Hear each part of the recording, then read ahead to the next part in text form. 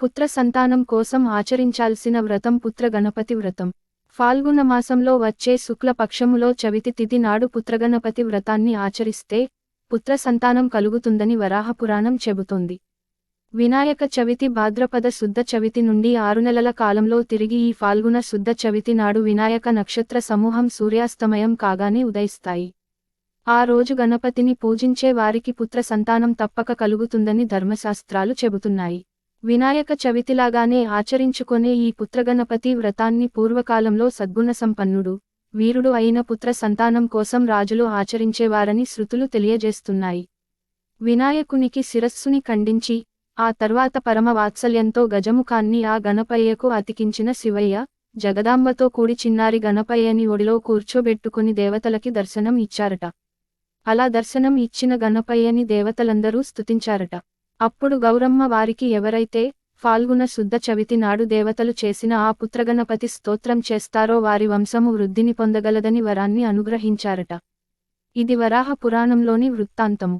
ఫాల్గుణ శుద్ధ చవితి నాడు ఎవరైతే పుత్రగణపతి స్తోత్రం చదువుకొని నువ్వులు, బెల్లము స్వామికి నివేదన చేసి దానిని ప్రసాదముగా స్వీకరిస్తారో అటువంటి భక్తులకి నాకే విధముగా అయితే పుత్రశోకము తొలగి పుత్రవృద్ధి కలిగినదో అదే విధముగా అందరికీ పుత్రోత్పత్తి కలిగి వంశవృద్ధి జరుగునని జగదంబ పార్వతి వరాన్ని అనుగ్రహించారట.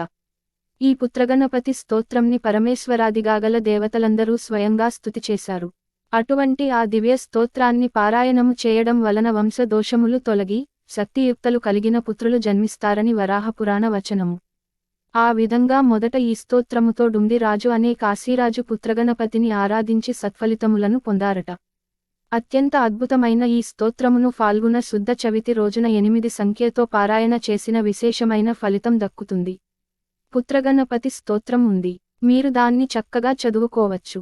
మొక్కుబడిగా కాకుండా ఎవరైతే అంకితభావంతో ఉపవాస దీక్షా బద్ధులై ఈ స్తోత్రాన్ని చదువుకుని గణపతిని మెప్పిస్తారో ఆ దంపతులకు అనతికాలంలోనే పుత్ర సంతానం కలుగుతుందని శృతివచనం.